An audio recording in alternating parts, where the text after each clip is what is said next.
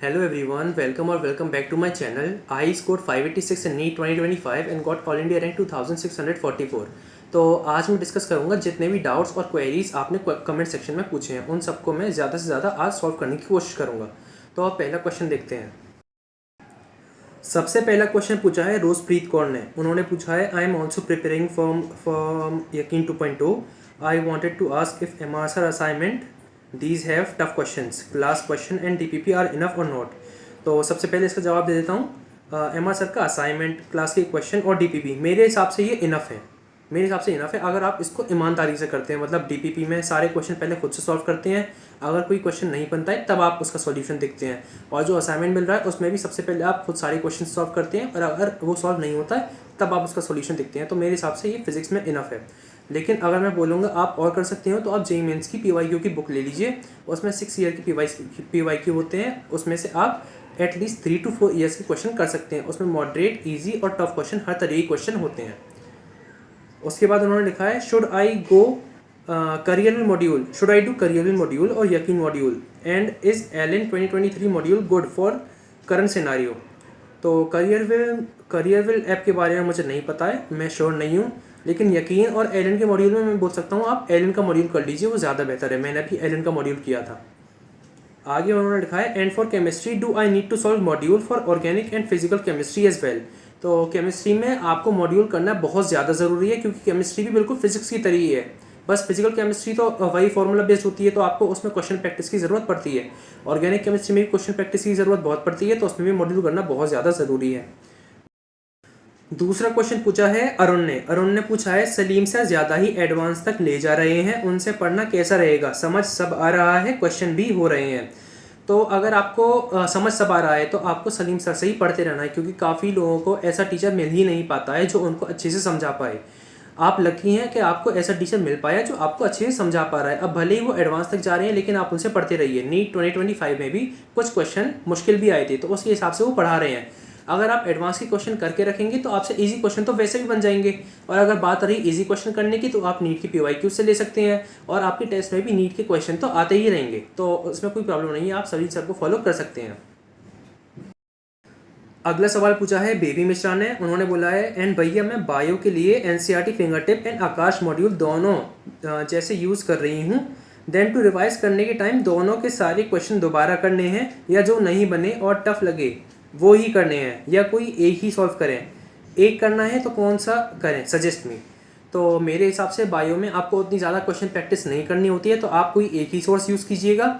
मैंने आकाश का module bio में सॉल्व नहीं किया है तो इसलिए मुझे नहीं पता उसमें आउट ऑफ एनसीईआरटी क्वेश्चन कितने हैं, लेकिन फिंगर टिप्स की मैंने काफ़ी क्वेश्चन किए हैं तो उससे मुझे पता है फिंगर टिप्स में काफ़ी अच्छे क्वेश्चंस दे रखे हैं। अगर आकाश में आउट ऑफ एनसीईआरटी क्वेश्चंस ना दिए हों आपके मॉड्यूल में तो आप आकाश कर सकते हैं। अगर आउट ऑफ एनसीईआरटी काफ़ी ज़्यादा दिए हों तो आप फिंगर टिप्स कर लीजिए, लेकिन आपको कोई एक ही करना है। और बात रही रिवीजन के टाइम पे, तो रिवीजन के टाइम पे सबसे पहले आपको एनसीईआरटी पढ़नी है, अपने टीचर के नोट्स पढ़ने हैं। अगर टाइम मिले तो आप क्वेश्चन करिए, और आपको सारे क्वेश्चन करने हैं। अगर 100 क्वेश्चन है तो वो 100 क्वेश्चन आप सारे कीजिए अगर आपको टाइम मिले तो।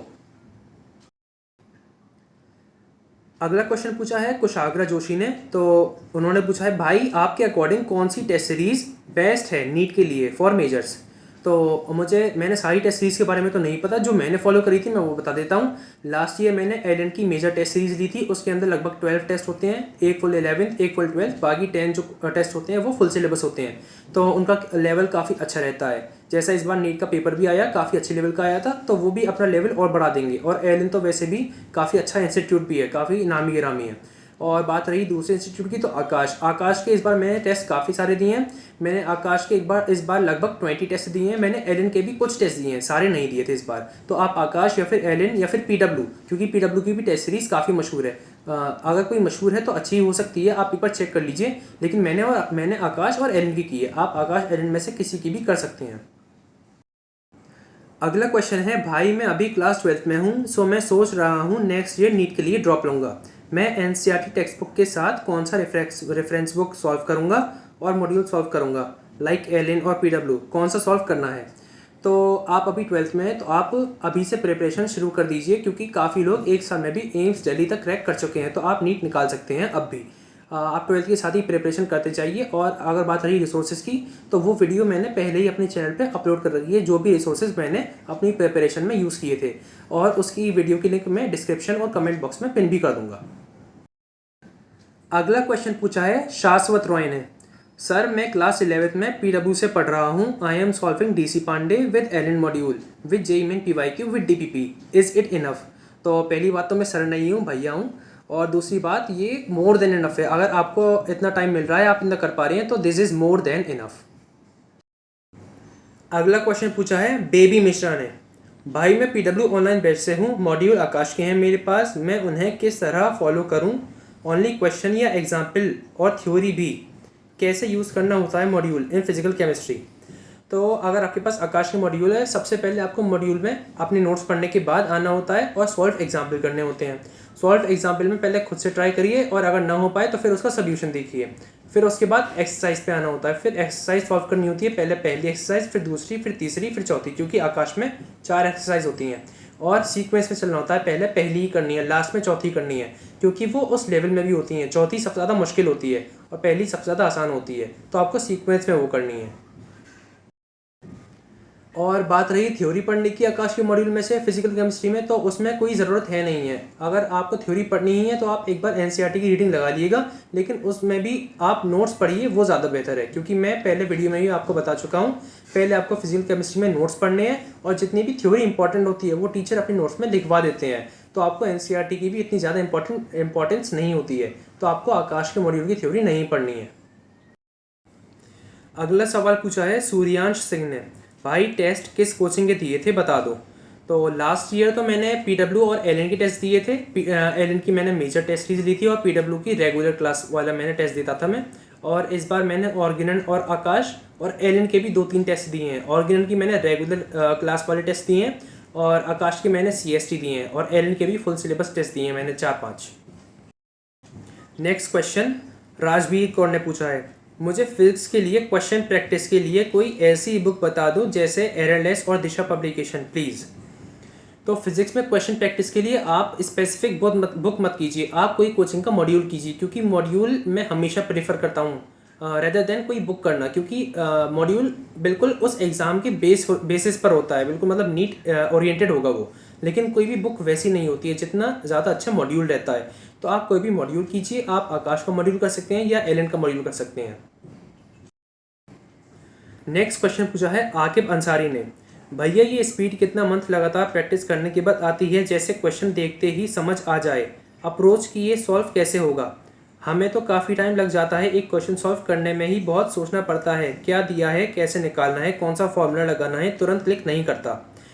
तो ये टाइम वेरी करेगा पर्सन टू पर्सन, किस तरीके से आप क्वेश्चन प्रैक्टिस कर रहे हैं। अगर आपको जल्दी से जल्दी ये तरीका सीखना है, तो आप क्वेश्चन प्रैक्टिस को तरीका बदलना पड़ेगा। मैं बताता हूँ आपको कैसे करनी है।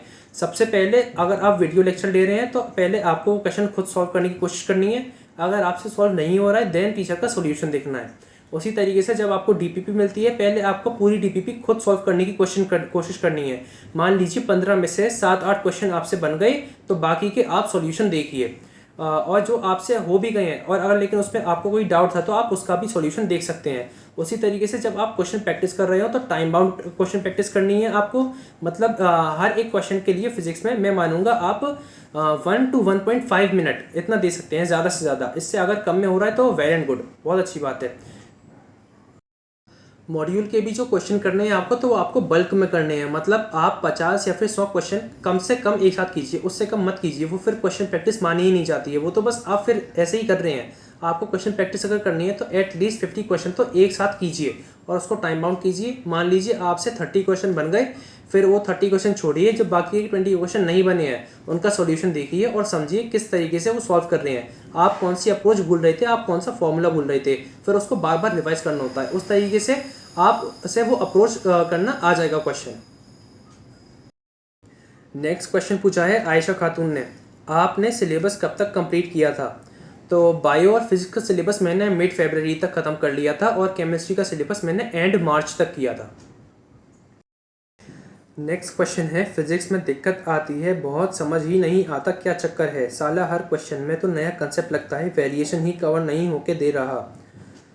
कहाँ तक नई नई टाइप की क्वेश्चन बनाओ, सेम टाइप वाला क्वेश्चन तो बन जाता है, डीपीपी में जो थोड़े अलग टाइप के क्वेश्चन हैं वो नहीं बन पाते, इसका क्या सॉल्यूशन है भाई बताइए। तो इसमें भी मैं यही बोलूँगा, आपको क्वेश्चन सॉल्व करने की पहले अप्रोच सीखनी पड़ेगी, किस तरीके से क्वेश्चन सॉल्व करना है। पहले जब आप वीडियो लेक्चर देख रहे हो, मैं वही बोलूँगा, पहले आपको खुद सॉल्व करने की कोशिश करनी है। कम से कम 1 मिनट आप पहले खुद कोशिश कीजिए, फिर अगर आपसे ना बने देन टीचर का सॉल्यूशन देखिए, उसमें देखिए टीचर ने कौन सा फॉर्मूला लगाया, क्योंकि उसी टीचर ने तो आपको पढ़ाया है कंसेप्ट। तो अगर टीचर बना पा रहा है तो आप देखिए आपसे क्यों नहीं बना, आपसे कौन सा फॉर्मूला मिस हो गया, आपसे कौन सा कंसेप्ट मिस हो गया, आप कहाँ अटक रहे हैं, आप कैलकुलेशन में अटक रहे हैं, ये सब आपको सीखना पड़ेगा। उसी तरीके से जब आप टीपीपी कर रहे हो तो पहले खुद सॉल्व करनी है, फिर उसके बाद टीचर का सॉल्यूशन देखना है। उस तरीके से जब आप क्वेश्चन प्रैक्टिस करते रहेंगे आपसे क्वेश्चन बनने लगेंगे। Next question, my problem is different, I face difficulty in biology, give me some suggestion regarding biology. तो सबसे पहले बायो में अगर आपको प्रॉब्लम आ रही है तो आपका टीचर अच्छा होना चाहिए। मैं आपको पर्सनली बोलूँगा, आप डॉक्टर आकांक्षा अग्रवाल एंड समाप्ति मैम से बायो पढ़कर देखिए, वो काफ़ी ज़्यादा कंसेप्चुअली पढ़ाते हैं और आपको सिर्फ पढ़ाते ही नहीं, आपको मोटिवेट भी करते हैं और काफ़ी ज़्यादा टिप्स भी बताते हैं। तो उनसे पहले पढ़कर देखिए, फिर उसके बाद आप मल्टीपल टाइम नोट्स पढ़िए, एनसीईआरटी पढ़िए, और अगर आपको बायो में प्रॉब्लम आ रही है तो क्वेश्चन की प्रैक्टिस ज़्यादा कीजिए, आप बाकी सब्जेक्ट से ज़्यादा कीजिए। बायो में एटलीस्ट 200 क्वेश्चन पर चैप्टर कीजिए, उससे आपकी बायो की प्रॉब्लम हल्की हल्की करके पूरी हो जाएगी। Next question, my problem is different, I face difficulty in biology, give me some suggestion regarding biology. अगर आपको बायोलॉजी में प्रॉब्लम आ रही है तो सबसे पहले आपका टीचर अच्छा होना चाहिए। मैं पर्सनली बोलूँगा, आप डॉक्टर आकांक्षा अग्रवाल एंड समाप्ति मैम से पढ़कर देखिए, काफ़ी अच्छा पढ़ाती हैं, कंसेप्चुअली पढ़ाती हैं। सिर्फ पढ़ाती ही नहीं है, मोटिवेट भी करती हैं और काफ़ी ज़्यादा टिप्स भी बताती हैं। डेली शेड्यूल कैसे बनाना है वो भी काफ़ी अच्छा समझाती भी हैं। तो सबसे पहले आप अपने टीचर बदलिए, उसके बाद आप नोट्स को मल्टीपल टाइम पढ़िए और फिर एनसीईआरटी पढ़िए। उसके बाद क्वेश्चन प्रैक्टिस आप ज़्यादा कीजिए बायोलॉजी में, क्योंकि जिस भी सब्जेक्ट में आपको प्रॉब्लम आती है उसमें आपको क्वेश्चन प्रैक्टिस बढ़ानी पड़ती है। तो आप बायोलॉजी में क्वेश्चन ज़्यादा कीजिए। नेक्स्ट क्वेश्चन, मैं ऑफलाइन कोचिंग में एनरोल हूँ, chemistry teacher and physics teacher are amazing, but वो काफ़ी स्लो सिलेबस करा रहे हैं, वो क्वेश्चन प्रैक्टिस ज़्यादा कराते हैं। तो मैं ये सोच रही हूँ, जैसे ऑनलाइन यकीन 2.0 में मोशन एंड पेन स्टार्ट हुआ है और मंडे मेरी कोचिंग में स्टार्ट होगा, तो मैं ऑनलाइन से मोशन एंड पेन पढ़ के कोचिंग में सर जो क्वेश्चन कराएं वो कर लूँगी। क्लास की ड्यूरेशन भी ज़्यादा नहीं रहती, 1 आवर 20 मिनट की क्लास होती है offline with lots of question practice. Same for chemistry, give me suggestion, is this wrong और राइट। मेरे हिसाब से आपको एक सब्जेक्ट में एक ही टीचर को फॉलो करना है। आप ऑफलाइन पढ़ रहे हैं तो ऑफलाइन पढ़िए, ऑनलाइन पढ़ रहे हैं तो ऑनलाइन पढ़िए, या फिर आप ऐसा भी कर सकते हैं, आप ऑफलाइन पढ़ते रहिए, बस ये देखिए लास्ट ईयर के स्टूडेंट से पूछिए कब तक सिलेबस आपकी कोचिंग में करा देते हैं। ऐसा ना हो सिलेबस अप्रैल के लास्ट में कराते हो या फिर करा ही ना पाते हो। अगर ऐसा है तो आप कोचिंग में पढ़ते रहिए, लेकिन जो कुछ कोचिंग में चैप्टर्स लास्ट में पढ़ाते हो वो आप अभी से पढ़ना शुरू कर दीजिए। ऑनलाइन लेक्चर देख लीजिए उन चैप्टर्स के जो कोचिंग में लास्ट में पढ़ाए जाते हो। फॉर एग्जाम्पल केमिस्ट्री में लास्ट में P block, D&F block, salt analysis, ये सब पढ़ाया जाता है, तो आप वो चैप्टर्स शुरू में लेक्चर ले सकते हैं PW वगैरह से। काफ़ी क्वेश्चंस के मैंने जवाब दे दिए हैं, और भी क्वेश्चंस के जवाब मैं नेक्स्ट वीडियो में दे दूंगा। अगर आपकी और भी क्वेरीज हैं या फिर डाउट्स हैं तो आप वो इस वीडियो के कमेंट सेक्शन में पूछ सकते हैं। Thank you for watching.